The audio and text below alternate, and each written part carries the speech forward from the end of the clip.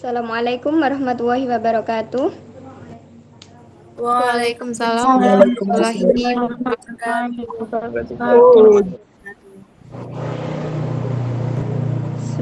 Selamat pagi anak-anak. Pagi, Bu.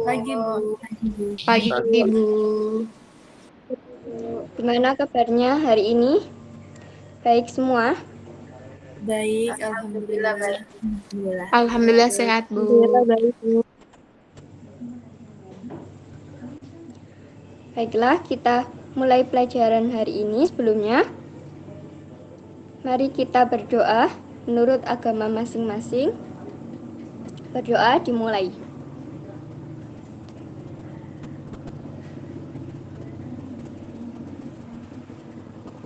Berdoa selesai.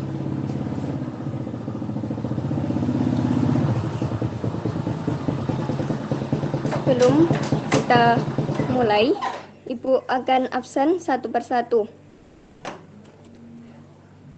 Apakah hari ini masuk semua? Masuk semua, Bu. Masuk semua, guys. Baik, kalau sudah masuk semua, mari kita pelajaran hari ini akan dipandu oleh pemateri Bu Nida. Silakan.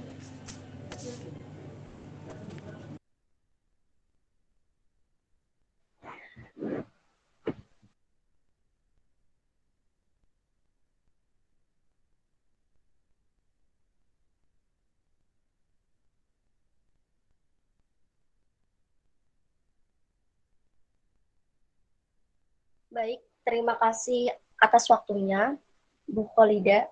Sebelumnya, perkenalkan dulu nama saya Anida, panggil aja Bu Nida. Lanjut ke kemarin kan, pelajaran kemarin sudah membahas terkait literasi kan. Nah, di sini kita akan memperdalam lagi literasi yang akan untuk materi ini. Nah, di sini udah ada gambar.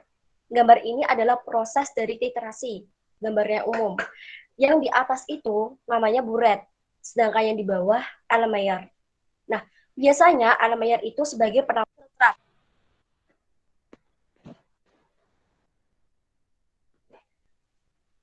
Sebagai penampung filtrat. Nah, di sini Ibu akan menjelaskan terkait larutan itu ada beberapa macam. Yang pertama adalah larutan baku primer, yang kedua adalah larutan baku tersier, dan yang ketiga adalah larutan baku sekunder. Nah, apa sih perbedaan dari larutan ketiga baku tersebut? Jelasnya itu ada di setiap larutan baku itu ada perbedaannya.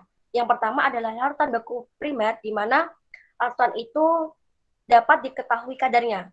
Sedangkan larutan baku sekunder itu konsentrasinya secara tidak langsung tidak dapat diketahui kadar dan kestabilannya. Sedangkan larutan baku tersier itu konsentrasinya diperoleh dengan cara titrasi. Nah, di sini untuk menentukan konsentrasi asam basa, caranya dengan menambahkan setetes demi tetes larutan asam setiap basa yang diteteskan bereaksi dengan asam. Dan penetesan dihentikan pada saat jumlah ion H+ setara dengan ion atau mol OH-. Pada saat itu, larutan bersifat netral dan disebut titik ekuivalen.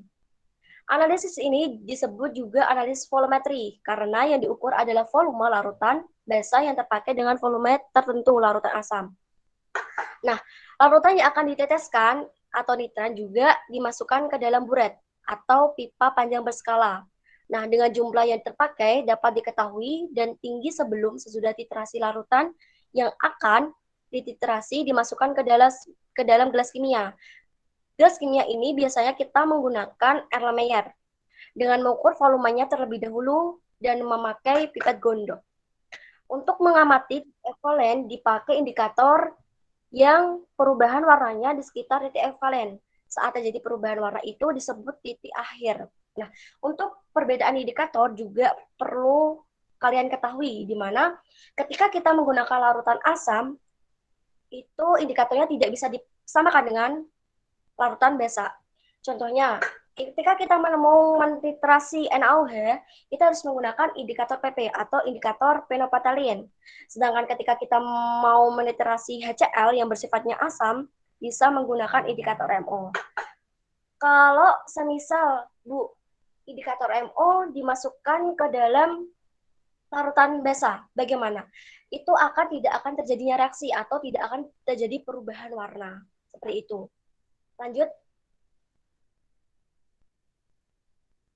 Nah, di sini untuk mengetahui pemahaman kalian terkait literasi ini, Ibu sudah membagi beberapa kelompok. Kelompok pertama itu Humairatus Zahra, yang kedua Syahna Syalaisa Khair, yang ketiga Reinanda Pramudita, yang ketiga Alia Rahmawati, yang kelima Nikmatul Hasanah. Dan kelompok yang kedua Maulia Zada Fauzia, Aulia Chandra Prasetyo, Eka Mawati, Reni Hestuti, Zara Faradisa Ivanabila, kelompok 3 Amir Lutfi Ardiansa, Aska Zekiatur Roda, Dara Dinanti, Aulia Fitria Rahma. Nah, di sini juga Ibu sudah membuat soal untuk mengukur seberapa paham kalian terkait literasi. Nah, di sini ada soal yang pertama, yaitu merumuskan perbedaan larutan baku primer, larutan baku sekunder, dan larutan baku tersier. Silakan per kelompok itu nanti sistemnya menulis dengan kertas, terus dikirimkan ke Ibu dalam waktu 3 menit. Bisa dimulai dari sekarang.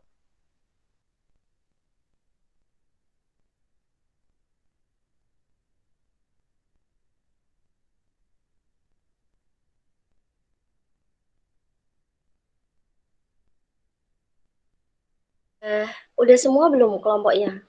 Ini baru 2 kelompok yang ngirim. Kelompok 1 udah?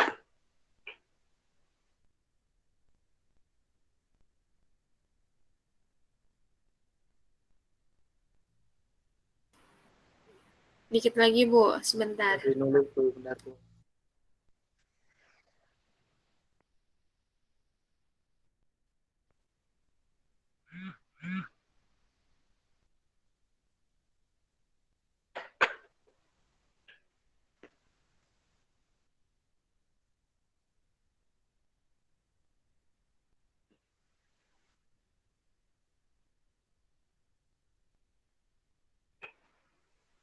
Kelompok 1 udah ngirim belum?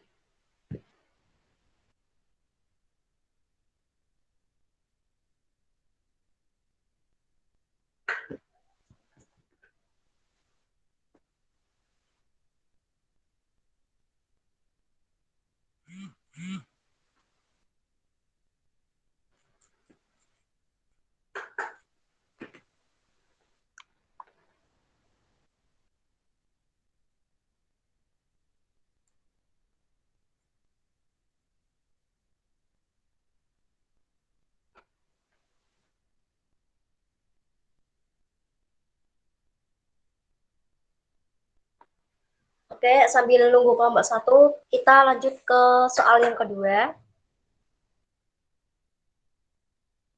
Soal kedua ini soal kuis ya.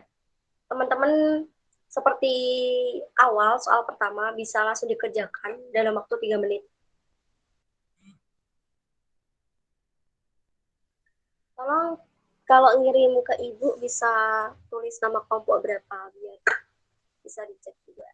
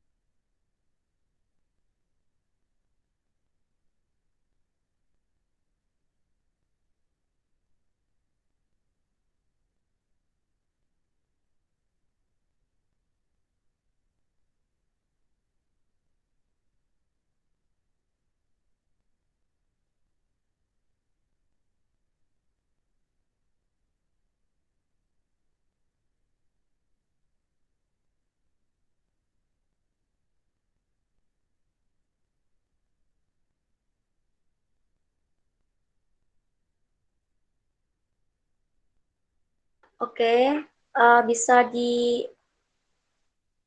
share screen-nya, Mbak. Kita akan membahas kuis.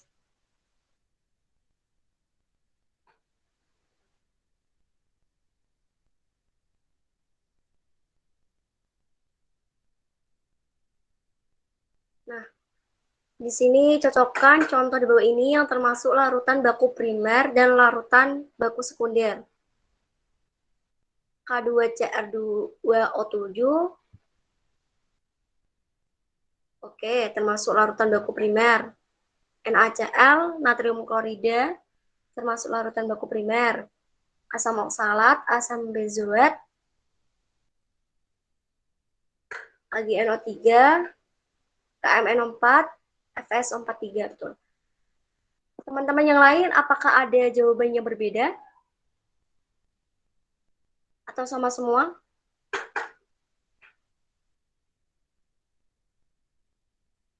Di sini kelompok 1 sama kelompok 2 jawabannya sama atau beda? Atau ada yang beda? Sama, Bu. Kelompok 2 sama? Iya, sama. Kelompok 1?